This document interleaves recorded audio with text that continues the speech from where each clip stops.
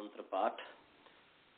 ओम सहनाववतु सहनौ भुनक्तु सह वीर्यं करवावहै तेजस्विनावधीतमस्तु मा विद्विषावहै। येन धौता गिरः पुंसाम् विमलैः शब्दवारिभिः समश्चाज्ञानजं भिन्नं तस्मै पाणिनये नमः। वाक्यकारं वरुरुचिं भाष्यकारं पतञ्जलिं पाणिनिसूत्रकारं च प्रणतोऽस्मि मुनित्रयम्।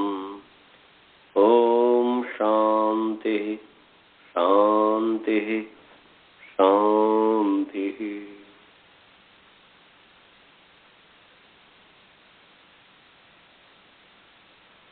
तो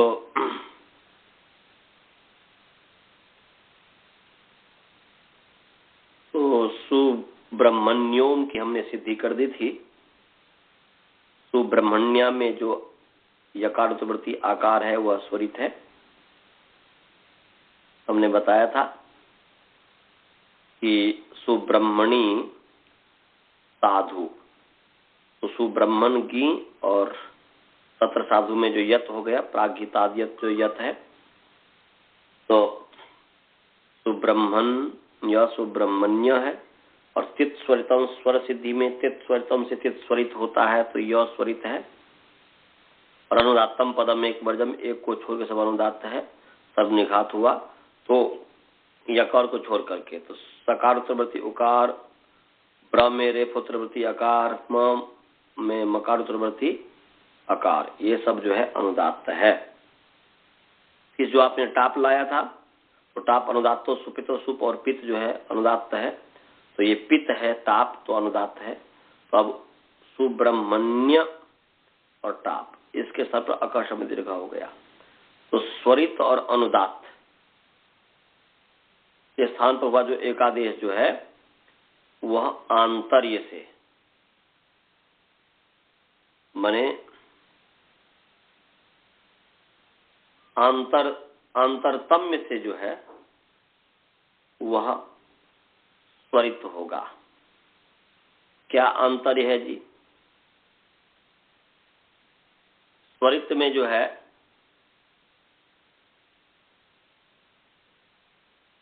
क्योंकि उदात्तानुदात्तस्य उच्चैरुदात्तः नीचे अनुदात्तः समाहारः स्वरितः। तो स्वरित में जो है उदात्त और अनुदातत्व, उदातत्व धर्म अनुदातत्व धर्म दोनों का समाहार है, दोनों है स्वरित में। और अनुदात्त अनुदात्तो सुपितो जो है, ये पित्त जो है, तो ये केवल अनुदातत्व धर्म इसमें है। ताप का जो आ है इसमें अनुदातत्व धर्म है। तो गुण कृतांतरी जब हम करते हैं, एक तो जो है स्थान कृतांतर से जो है अ का स्थान कंठ है, आ का स्थान कंठ है, इसलिए वो तो स्थान कृतांतर से आ हो गया, सुब्रह्मण्य हो गया। और इसमें जो है अब यहाँ पर स्थान कृतांतर से तो स्वरित जो है वो भी कंठ है, आ जो कंठ है, तो उसके स्थान पर एकादेश क्या हो, आ में स्वरित हो या अनुदात्त हो। तो गुण कृतांतर से जब देखते हैं, आ तो केवल अनुदात्त है, ताप का आ, और जबकि सुब्रह्मण्य में यह है उदात्त और अनुदात्त दोनों मिले हैं। तो आ में तो उदातत्व धर्म है, मैंने क्या बोलते हैं, वो जो है उसमें स्वरित में तो उदातत्व धर्म तो है ही और अनुदातत्व धर्म है ही। यदि इसके स्थान पर हम यदि अनुदात्त करते हैं तो फिर उसमें उदात्तत्व धर्म नहीं होगा, जबकि स्वरित में उदात्तत्व धर्म है तो उदात्तत्व धर्म का ह्रास हो जाएगा। तो इसीलिए यहां पर अत्यंत जो सदृश है, स्वरित और अनुदात्त के स्थान पर जो अत्यंत सदृश है वह स्वरित ही है। उदात्त और अनुदात्त के स्थान पर जो एकादेश होगा तो वह अत्यंत जो सदृश होगा, अत्यंत जो नजदीक होगा, वह स्वरित ही होगा। क्योंकि यदि हम अनुदात्त कर देते हैं, अनुदात्त आकार आदेश कर देते हैं, तो वह स्वरित के नजदीक नहीं है। परंतु यदि हम स्वरित यदि कर देते हैं, उसमें अनुदात्तत्व धर्म होने के कारण अनुदात्त के नजदीक भी है। इसलिए स्वरित और अनुदात्त के स्थान पर आंतर्य से स्थानांतरतम गुण कृतांतर्य से स्वरित ही होगा। ये कल मैंने स्पष्ट कर पाया था, इसलिए मैं इसकी चर्चा में कर दिया हूं। समझ में आया जी? अनंत जी आप समझे? जी। और आप लोग समझे जी? वसुधा जी, स्वाति जी, द्रोण जी, गुरुकुल के विद्यार्थी लोग समझे? हाँ हाँ आचार्य जी। और ऐसे सुब्रह्मण्य और ओम है, तो ओम जो है निपाता आद्युदात्त, निपाता आद्युदात्त। निपात जो आद्युदात्त होता है, ये फिर सूत्र है। तो ओम जो है निपात है, ओम जो है निपात है, शादीगण में पढ़ा हुआ है, साधव्य सत्व।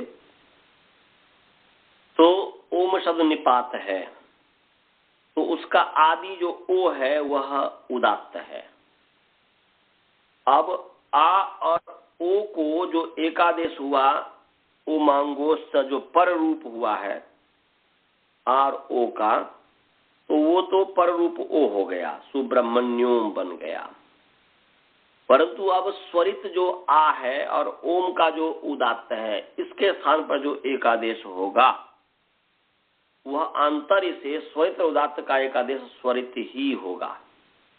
क्यों होगा? वैसे ही क्योंकि स्वरित में उदात्तत्व धर्म है, परंतु स्वरित और बने ओम का जो ओ है उसमें उदात्तत्व धर्म तो है, तो अनुदात्तत्व धर्म नहीं है।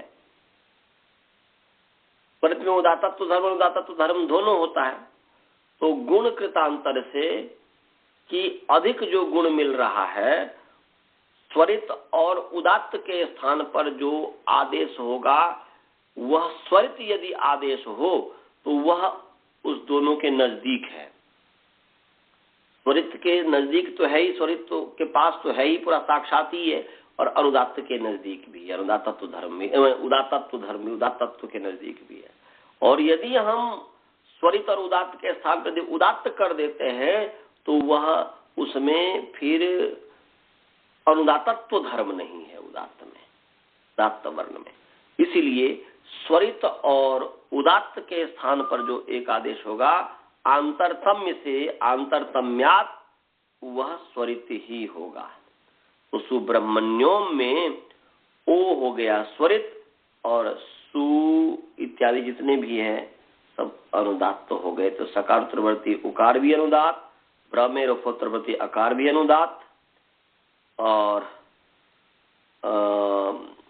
म में ब्रह्म में म है, मकार उत्तरवर्ती अकार भी अनुदात, और न्योम में जो ओ है वह स्वरित है। तो सुब्रह्मण्योम। आगे है इंद्र। इंद्र, ये इंद्र संबोधन है। तो ये इंद्र शब्द रन प्रत्यय प्रत्याग निपातन, यदि परमेश्वर से रन करेंगे इंद्र बन जाएगा। ऋजेंद्राग्र वज्र विप्र कुब्र चुब्र क्षुर क्षुर शुभ्र क्षूर क्षूर इत्यादि ऐसे करके उणादि कोश है। उणादि में आप देख लीजिएगा, ऋजेंद्राग्र वज्र, तो रिज इंद्र इसमें आया ना जी।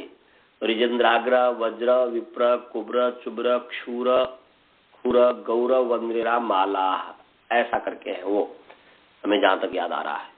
तो उसमें इंद्र शब्द पढ़ा है, तो इंद्र शब्द इदी परमेश्वरीय धातु से रन प्रत्यय मतलब किया है, का निपातन किया है। तो इदी का इंद्र, इदी तो रोम धातु से हुआ, और रन का र इंद्र बन गया। तो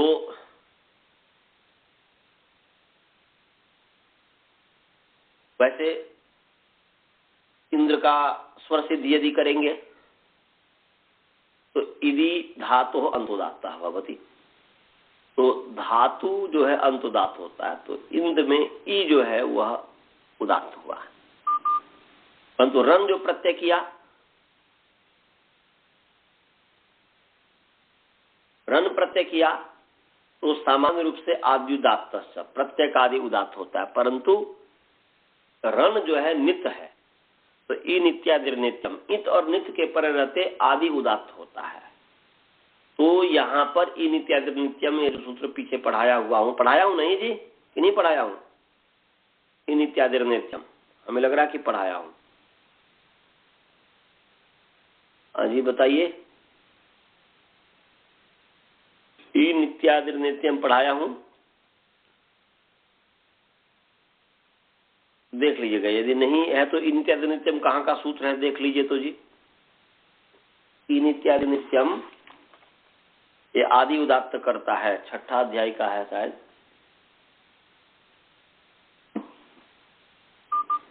आनंद जी ई नित्यादि नित्यम सूत्र निकालिए। देखा हूँ सर।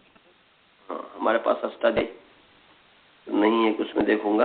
ये 6ठा अध्याय का ही मुझे लग रहा है कि 6ठा अध्याय ई नित्यादि नित्यम, इत और नित्य के प्रत्यय आदि को उदात्त होता है, आदि उदात्त होता है, ऐसा है। ई नित्यादि नित्यम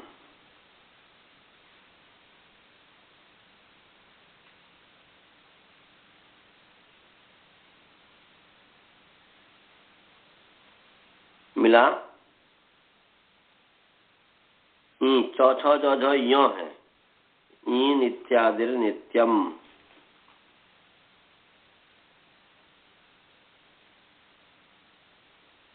ई नित्यादिर नित्यम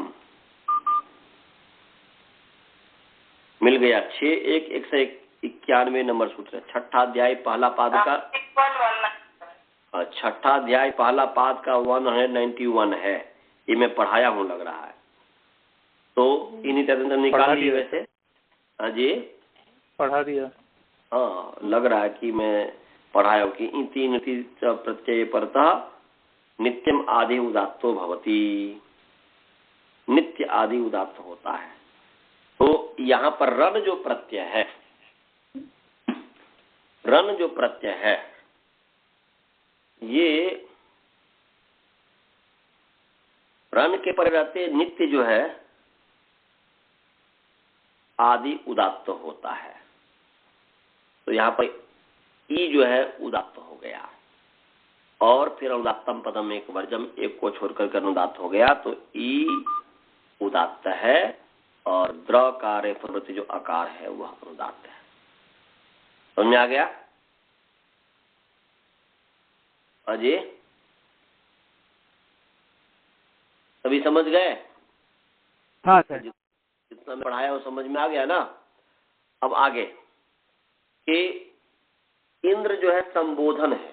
वैसे इंद्र जो है व्युत्पन्नानि प्रातिपदिकानि अव्युत्पन्नानि प्रातिपदिकानि, उणादयो व्युत्पन्नानि प्रातिपदिक, उणादि जो प्रत्यांत, उणादि प्रत्यय जो है, उणादि प्रत्यय से उत्पन्न जो भी शब्द है उसको व्युत्पन्न भी मानते हैं और व्युत्पन्न भी मानते हैं। तो व्युत्पन्न जो पक्ष है इसमें तो ऐसा हो गया, और अव्युत्पन्न पक्ष में बस ये है कि इंद्र शब्द बनाया है वह है, उसमें कोई धातु प्रत्यय की कल्पना करने की बात नहीं है, सीधे प्रातिपदिक है दोनों तरीके से। तो दोनों तरीके में भी वहां पर जो है इंद्र को जब प्रातिपदिक मानेंगे तो फिर अंतोदात्त, फिर जो है अंतोदात्त होता है, तो वहां पर पुत्रवर्ती आकार अनुदात्त होगा। और प्रातिपदिक मानने से फिशंतोदात्त से हो रहा है, और इंद्र जो है व्युत्पन्न मानेंगे तो ई उदात्त हो रहा है। दोनों में ये अंतर है। परंतु अब यहां पर दोनों में जो अंतर है, चाहे वह धातु से रण प्रत्यय करके करें या इंद्र प्रातिपदिक मान कर करें, तो यह है संबोधन। तो इंद्र के आगे सु है, सु का जो है इंग ह्रस्वा समुद्धे से इंग ह्रस्व उत्तर समुद्ध हल्का लोप होता है, दिवस समुद्धि का हो तो लोप हो जाता है, तो इंद्र ये रहता है। तो यहां पर जो है संबोधन में जो प्रथमा विभक्ति है उसकी आमंत्रित संज्ञा है सामंत्रितम से। संबोधने या प्रथमा व्यक्ति, संबोधन में जो प्रथमा व्यक्ति है सा आमंत्रितम भवति, वह आमंत्रित है, पीछे आपने पढ़ाया हुआ है। और आमंत्रित होने से आमंत्रितस्य, ये 6192 है। 191 के जो आगे है इन नित्यम जो हमने बताया था, उसके आगे देखिए 192 आमंत्रितस्य च, उसी के इन नित्यम के नीचे ही है कि आमंत्रितस्य च। आमंत्रितस्य जो है अकारांत नपुंसक लिंग आमंत्रित शब्द षष्ठी विभक्ति एक वचन है और च अव्यय पद है। और ऊपर से नित्यम से आदि की अनुवृत्ति आ रही है, और उदात्ता जो है पीछे से चल ही रहा है, पीछे से उदात्ता कर्षा है ना कि कर्षा तो घयंतो उदात्ता, कर्षा तो घयंतो दात्ता, शायद ये सूत्र होगा।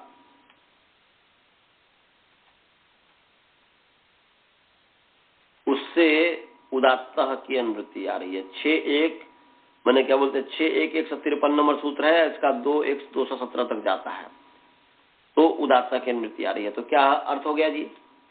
अर्थ हो गया आमंत्रितस्य च स्थाने, ऐसा अर्थ हो गया। आमंत्रितस्य स्थाने, आमंत्रितस्य आदि, आमंत्रित अवयव संबंध है, आद्य अवयव है, तो आमंत्रितस्य आद्यवयवः उदात्तः भवति। माने आमंत्रितस्य आद्यवयवः स्थाने उदात्तः आदेश होगा, उदात्त वर्ण आदेश होता है, ये इसका अर्थ हो गया। तो संबोधन के जो प्रथमा व्यक्ति है वह आमंत्रित, तो इंद्र सुब्रह्मण्योम इंद्र, तो इंद्र संबोधन है तो सामंत्रित है, माने आमंत्रित है, और आमंत्रित होने से आमंत्रित से उसका आदि को जो है वह उदात्त हो गया। तो इंद्र में ई जो है वह उदात्त है। धातु स्वर से भी वह माने इन जो उससे भी वह उदात्त था, परंतु जो है कि ये सामंत्रित जो है विशेष रूप से आमंत्रित होने से जो है ये कर दिया। पर्जन्यवत न्यायन कि वर्षा होगी तो जहाँ पानी है वहां पर भी तो पानी, जहाँ है तो वहां पर वर्षा नहीं होगी क्या? वहां पर भी होगी। ऐसे ठीक है उदात्त है, परंतु फिर जो है आमंत्रित से उसको उदात्त कर दिया। और जब फिर संतोदात्त जो करेंगे तो उसके आधार पर तो वह हट गया।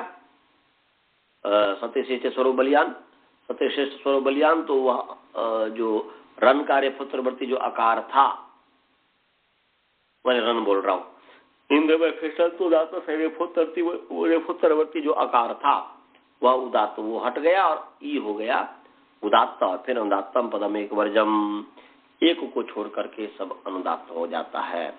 इंद्र में ई उदात्त और र का अ जो है अनुदात्त हुआ।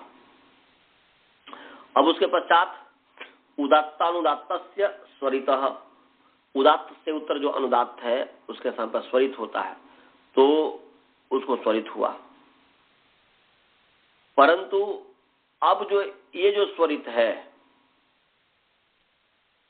कि न सुब्रह्मण्यानाम स्वरितस्य तो उदात्तः, न सुब्रह्मण्याम स्वरितस्य तो उदात्तः, बोलते हैं सुब्रह्मण्यायाम निगद विशेषे एक श्रुतिर न भवति, किंतु तत्र यह उदात्त माने तत्र यह स्वरितः तस् उदात्तादेशो भवति।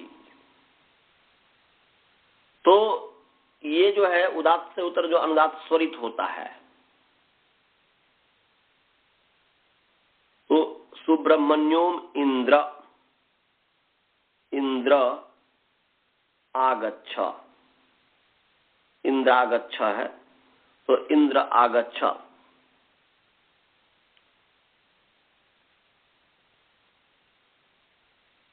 इस सुब्रह्मण्य निगत विशेष में क्या है कि एक श्रुति नहीं होती है, क्योंकि स्वरित से उत्तर जितने हैं वह अपने स्वरिता संहिता का नाम है ना जी। स्वरित से परे जो अनुदात्त को एक श्रुति हो जाती है, ये आपने पीछे पढ़ा है। तो स्वरित से परे तो हालांकि सुब्रह्मण्यम में सब है, सबको एक श्रुति होनी चाहिए, तो बोलते कि इसमें एक श्रुति नहीं होती है, बल्कि स्वरित को जो है उदात्त हो जाता है। तो यहाँ पर एक श्रुति जो प्राप्त था, एक श्रुति की जो प्राप्ति थी, छंद विषय में विकल्प से जो एक श्रुति होती है, तो ये छंद विषय ही है, तो उसमें विकल्प से एक श्रुति, तो यहाँ पर एक श्रुति तो होगी नहीं, है छंद विषय, सत्व ब्राह्मण का है इसलिए छंद विषय है, तो एक श्रुति तो होगी नहीं, बल्कि क्या होगा, स्वरित को उदात्त हो जाएगा। सुब्रह्मण्य निगेत विशेष में एक सुब्रह्मण्याम निगते विशेषे एक श्रुति न भवति, किंतु तत्र यह स्वरितः तस् उदात्तादेशो भवति। उसके साथ में सुब्रह्मण्यम जो सुब्रह्मण्य नाम के जो निगत विशेष है, उसमें एक श्रुति तो नहीं होती है, बल्कि उस सुब्रह्मण्य नामक जो निगत विशेष है, सुब्रह्मण्य नामक जो वाक्य है, समूह है, उसमें जो स्वरित होगा उसको उदात्त हो जाएगा। तो यहां पर द्र के अ को जो स्वरित प्राप्त था, वह स्वरित हो करके भी उस स्वरित को उदात्त हो गया, तो इंद्र में दोनों उदात्त हो गए। समझ गए जी? सुब्रह्मण्योम इंद्र आगच्छ, ओम सुब्रह्मण्योम इंद्र, हे इंद्र आगच्छ, आओ। तो इंद्र में ई भी उदात्त है, द्र का जो रेफ उत्तरवर्ती आकार है वो भी उदात्त है। समझे जी? समझ में आ गया स्वर सिद्धि? सभी को समझ में आया? गुरुकुल वाले को समझ में आया जी? श्रवण जी, बालबोध जी?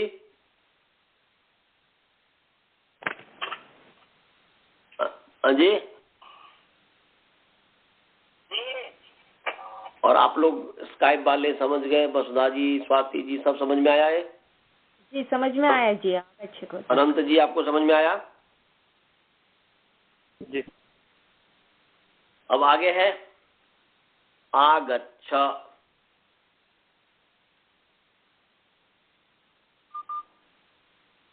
आगच्छ, ये आंग उपसर्गपूर्वक गम धातु है, लंग लकार है। सॉरी, क्या बोल दिया, लंग कैसे, लोट लकार है। आगच्छ है ना जी, आगच्छतु आगच्छताम आगच्छन्तु आगच्छ, तो ये आगच्छ लोट लकार है, मध्यम पुरुष एक वचन है। तो आंग उपसर्ग है, गम धातु है, लोट हुआ, लोट के स्थान पर जो है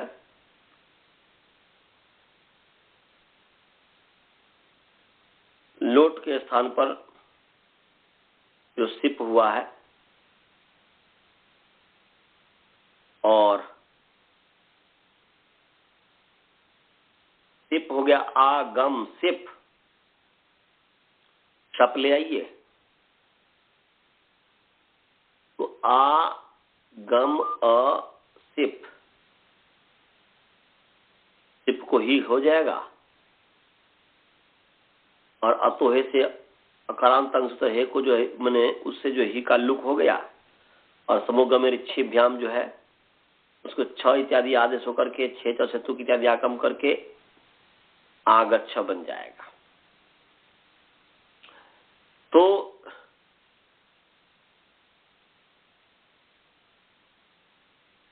अब स्वर सिद्धि करते हैं। आंग जो उपसर्ग है, आंग जो उपसर्ग है, पहले तो गम है, गम धातु अंतोदात हुआ, फिर जो है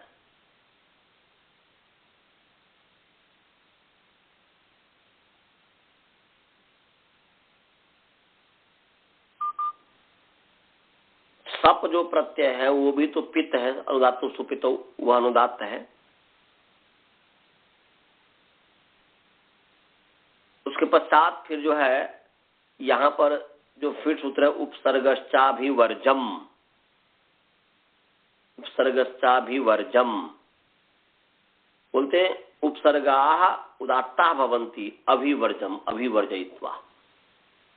उपसर्ग जो है अभी उपसर्ग को 22 जो उपसर्ग है उसमें से अभी उपसर्ग को छोड़ करके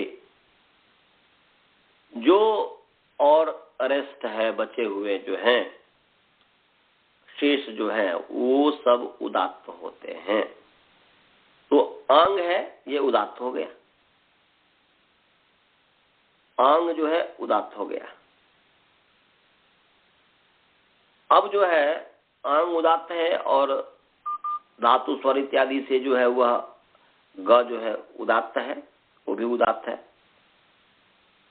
परंतु ये आपको पीछे पढ़ाया हूं कि तिंग तिंग अतिंग से उत्तर तिंग जो है, तो आंग जो अतिंग है उससे उत्तर जो तिंग, तिंगंत से उत्तर तिंगंत जो है वह सर्वनिघात होता है, सर्वानुदात्त होता है। तो आ उदात्त है, गम का ग कार उत्तरवर्ती अकार छकार उत्तरवर्ती अकार सब अनुदात्त हो गया। अनुदात्त होने से उदात्त अनुदात्त स्वरित उदात्त अनुदात्त स्वरित होता है।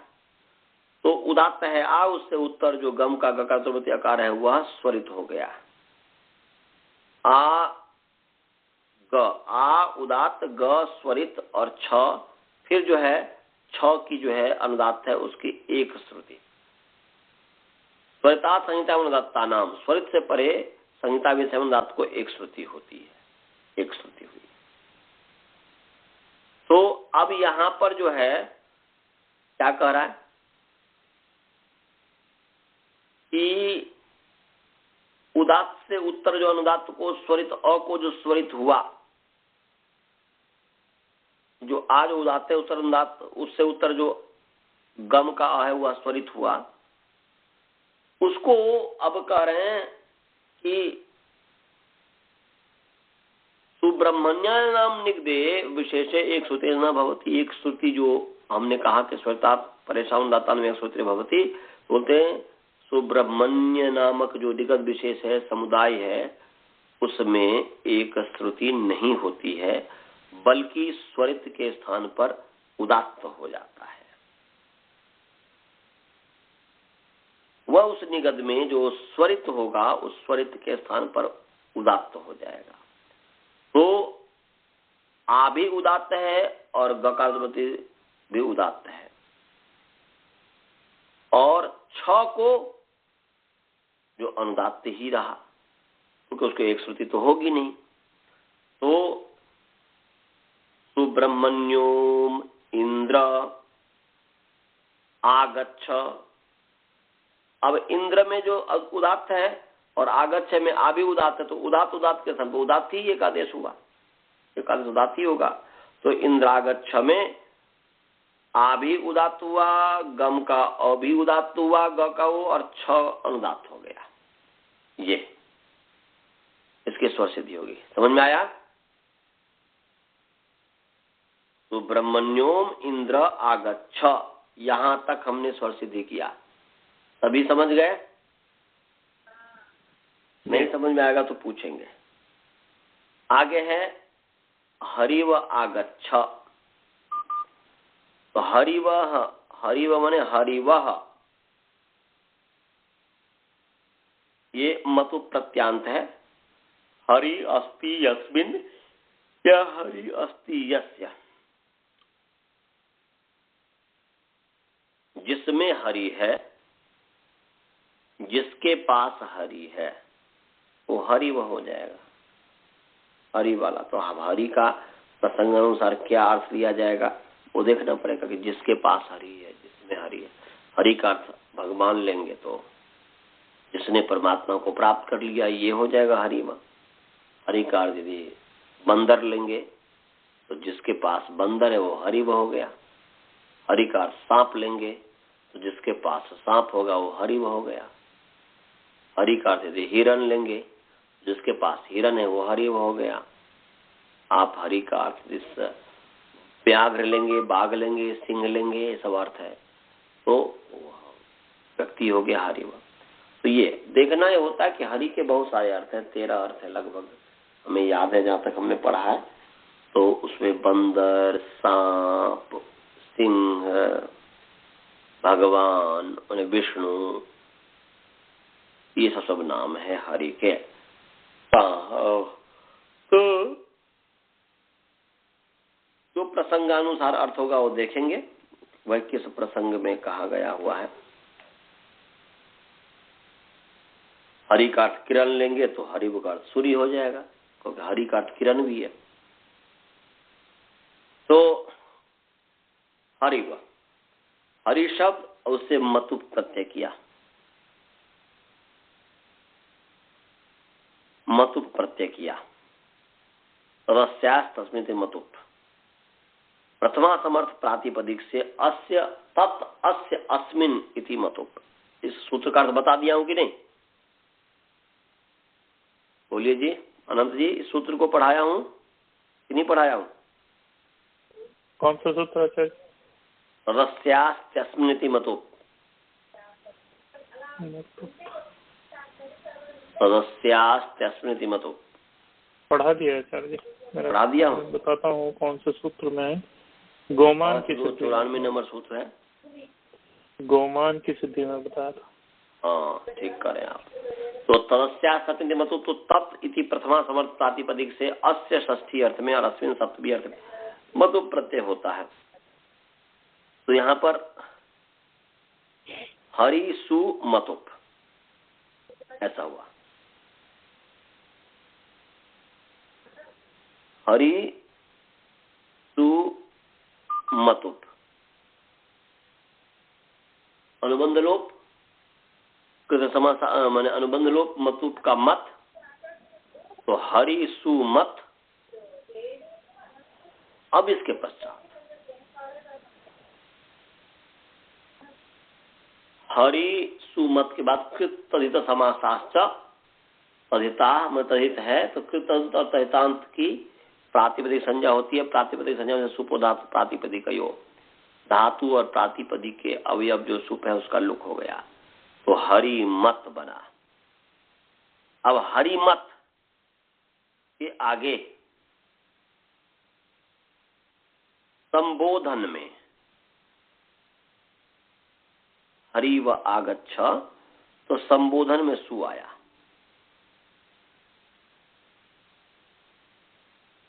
संबोधन में सु आया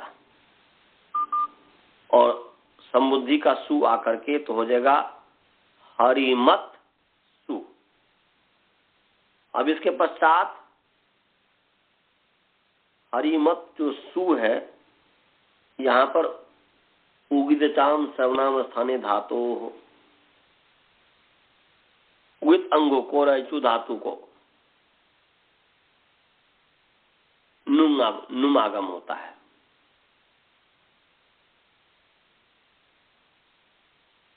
तो उगिदचाम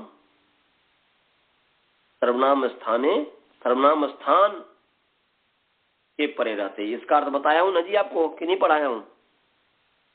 ये भी पढ़ा दिया होगा लग रहा है मुझे। उगिदचाम सर्वनाम स्थाने धातु पढ़ाया हूं कि नहीं? पढ़ाया जी आपने, लग रहा है मुझे कि मैं पढ़ाया हूं। पढ़ाया जी। हाँ, तो बस केवल सामान्य रूप से बता देता हूं।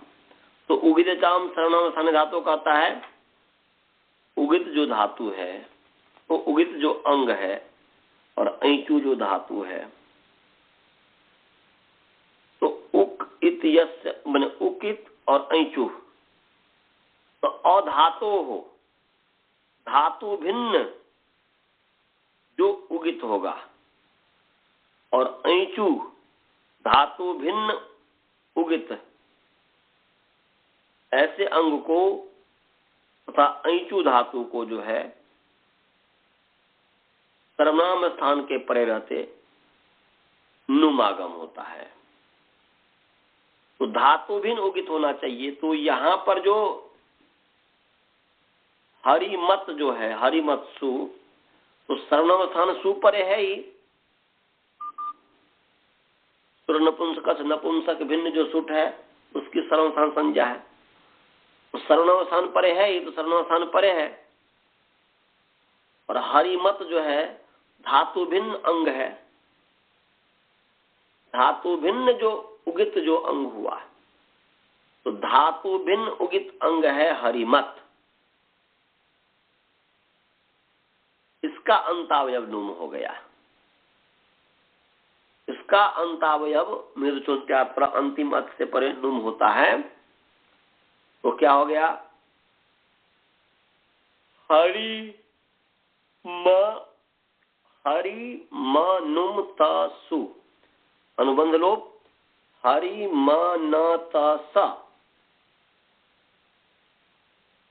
अब इसके बाद हल्के हलंत ज्ञान आबंध सूत्र सूत्र से प्रति हल्का लोप है, तो स का लोप हो गया।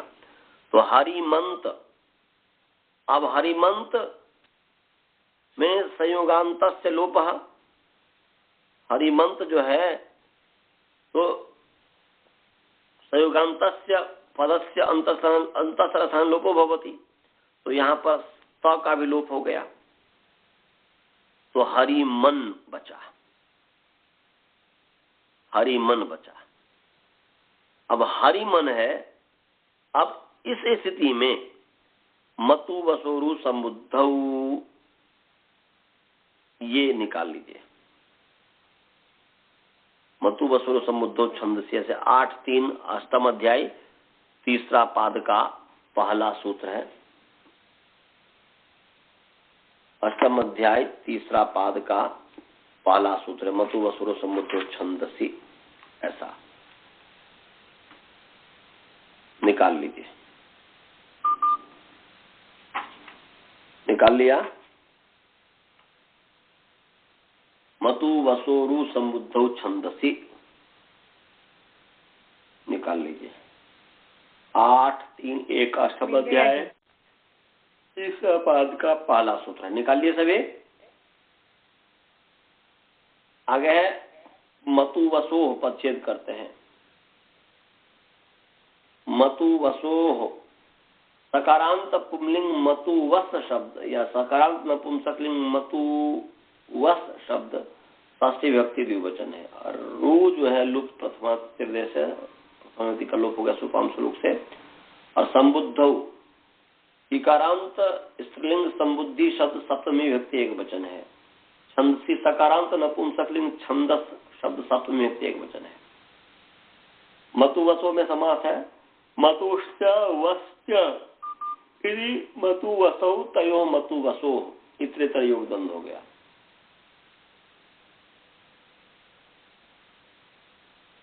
इसमें जो है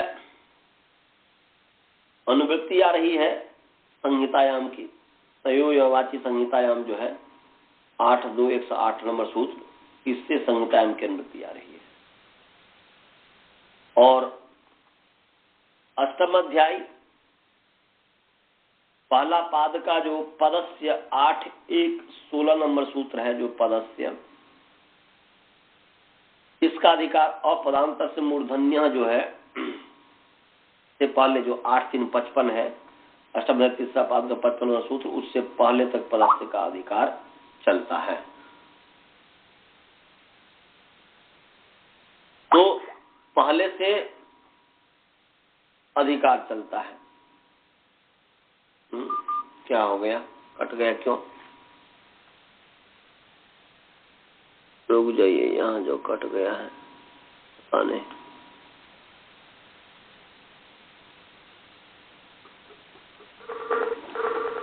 तो पदस्य का अधिकार इसमें आया और प्रधान संबोधन से पहले पहले। तो क्या अर्थ हो गया जी? मतु जो है प्रत्यय है, वस जो है ये भी प्रत्यय है। ये मतु और वसु, वसु का वस है। तो इसलिए प्रत्यय ग्रहणे तदंत ग्रहणम,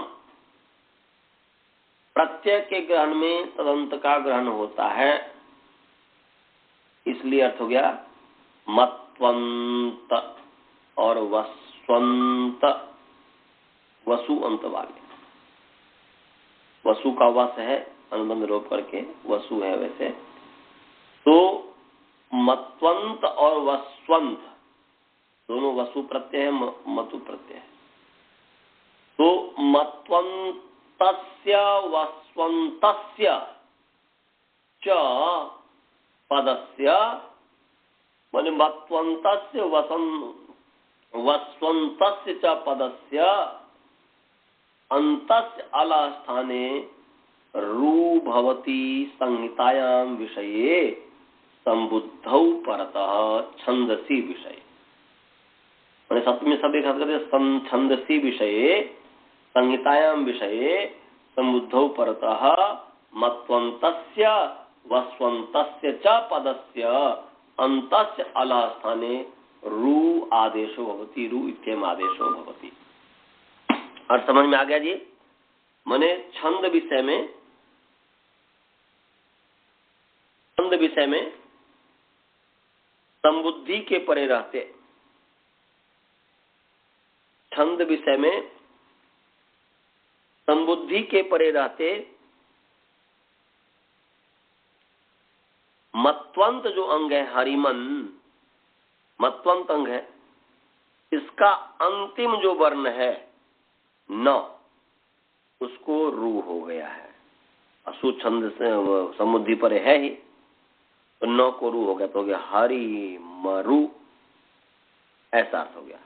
न को रू हुआ तो हरि मरु, अनुबंध लोप हरिमर, ऐसा हुआ। और हरिमर,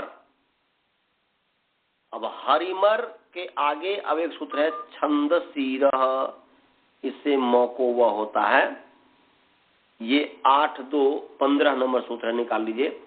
अष्टम अध्याय दूसरा पाद का 15 नंबर, अष्टम अध्याय दूसरा पाद का 15 नंबर सूत्र है छंदसीरह, निकाल लिए। छंदसीरह निकाल लीजिए। 8-2-15 अष्टम अध्याय दूसरा पाद का 15वां सूत्र निकाल लिया सर। बहुत सुंदर। तो छंदसीरह, तो छंदसी, छंदस सकारांत नपुंसकलिंग छंदस शब्द सप्तमी विभक्ति एक वचन, और इरह रेफांत पुंलिंग इर शब्द पंचमी विभक्ति एक वचन। अब जो है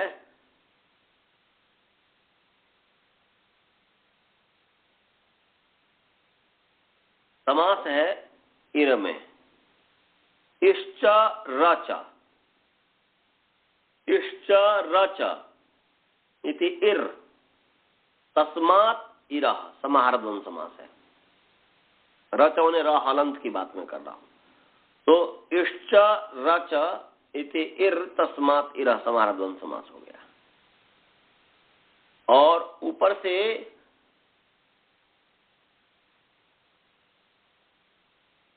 मतोर व मदुपधायाश्च मतोर वायवयादिभ्य 8-2-9 नंबर सूत्र है। मदुपधायाश्च मतोर वो यवयादिभ्य, इसमें से मतोह अवह, इसकी अनुवृत्ति आ रही है 8-2-9 से। मतोह वार्ध मतोर वह, इसकी अनुवृत्ति आ रही है। अब ये इरह में ई जो है और रेफ जो है, तो अथ शब्द अनुशासनम, शब्द अनुशासन से शब्द का अध्याय करके शब्द विशेष्य और इर विशेषण, ई जो है में विशेषण में तो इसलिए इवर्णांतात, ऐसा रेफांतात च शब्दात, ऐसा हो जाएगा।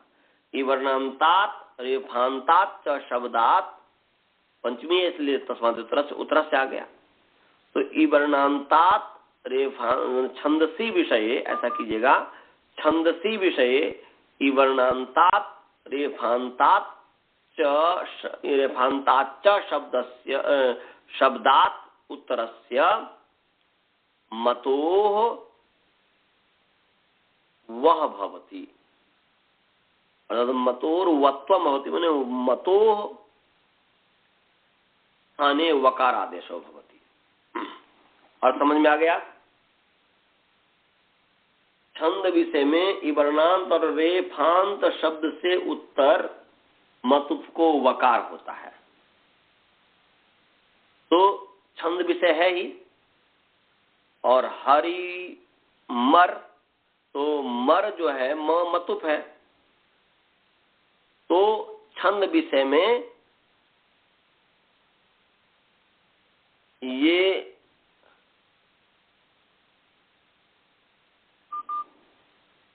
इवर्णांत जो हरि है, इवर्णांत, इस इवर्णांत से उत्तर म को जो है मतुप जो म उसको वह हो गया, तो हरिवर ऐसा बन गया।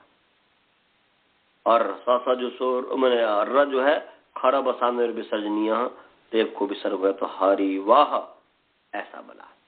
और ये हरिवह संबोधन है, इसलिए संबोधन होने से सामंत्रितम, उसको इस रूप में आप क्या बोलते हैं, हरि जो है प्रातिपदिक है, इसलिए फिशंत उदात हुआ। मतुप आद्युदात से जो है आद्युदात हुआ, तो उदात हट गया, तो हरि व मने मतुप हरि मत जो हुआ, हरि मत, तो यहाँ पर म कारोत्तरवर्ती आकार है वह उदात हुआ, और हरि इत्यादि जो अनुदात हो गया। ऐसे करके करके विचार करते करते आप ये करेंगे। परंतु यहाँ संबोधन है तो सीधे हम कि सामंत्रितम जो पीछे पढ़ाया था, कि संबोधन की प्रथम व्यक्ति की सामंत्रित संज्ञा होती है, आमंत्रित संज्ञा होती है, और आमंत्रित संज्ञा होने से आमंत्रितस्य च, माने आमंत्रित के स्थान में आद्युदात्त होता है। तो यहाँ पर जो है हरिवह में हकार उत्तरवर्ती जो आकार है वह उदात्त हुआ, और अनुदात्तम पदम एक वर्जम, एक को छोड़ करके सब जो है अनुदात्त हो गया। तो अब जो है हकार उत्तरवर्ती आकार उदात्त है, रेफोत्तरवर्ती इकार वकारोत्तरवर्ती आकार यह अनुदात्त हुआ। उदात्तानुदात्त से स्वरितः, उदात्त से उत्तर अनुदात्त स्वरित होता है, तो रेफोत्तरवर्ती इकार है वह स्वरित हुआ। अब इस वजह स्वरिता संहिता अनुदात्ता नाम, स्वरित से परे संहिता विषय में एक श्रुति हो जाती है अनुदात्त को ये। परंतु यहाँ पर करें न सुब्रह्मण्य नाम स्वरित से उदात्त, सुब्रह्मण्य नामक निगत विशेष में जो है, सुब्रह्मण्य नामक जो विषय है, जो समुदाय है, जो समूह है, उस में एक श्रुति जो प्राप्त था हरिवर में, वह को स्वरित और उसके आगे स्वरिता संहिता नाम स्वरित से प्रेमदात के एक श्रुति बोल रहे हैं कि सुब्रह्मण्य में, सुब्रह्मण्य जो समूह है, सुब्रह्मण्य जो निगत विशेष है, उसमें एक श्रुति तो नहीं होती है, बल्कि स्वरित को जो है उदात्त हो जाता है, स्वरित को उदात्त हो जाता है, स्वरितस्य उदात्त। तो हरिवह में वहां पर जो है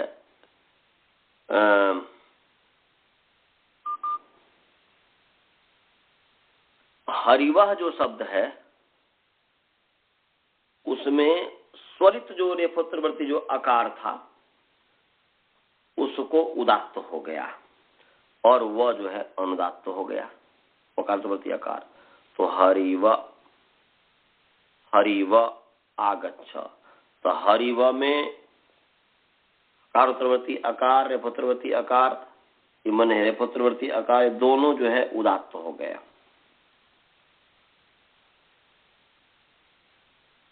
और आगच्छ पीछे जैसे कहा था उपसर्गा से विवर्जम, तो वह जो है पीछे की तरह आगच्छ में आ जो है वह उदात्त है। और अतिंग से उत्तर तिंग सर्वनिघात हो गया और फिर जो है उदात्त उदात्त स्वरित और फिर न सुब्रह्मण्यम स्वरित उदात्त से उदात्त हो गया। तो ये आ और गम का ये उदात्त है दोनों, और छ जो है अनुदात्त है। तो आगच्छ तो पीछे ही वो था ही, और हरिवा में भी अब जो है हकार उत्तरवर्ती अकार या फुतरवर्ती अकार ये जो है उदात्त है और वह जो है अनुदात्त है। समझ गए जी आचार्य जी। हरिव इतने का स्वर सिद्धि समझ में आ गया। तो ब्रह्मण्योम इंद्र आगच्छ हरिव आगच्छ, यहां तक हमने आपको बता दिया है। अब आगे है मेधा तिथे है, मेधा तिथेर मेषा। तो इसके सिद्धि कल करेंगे, उसमें कल इस पर बताएंगे। कोई प्रश्न हो तो पूछिए, नहीं तो मंत्र पाठ। किसी तरीके का प्रश्न है?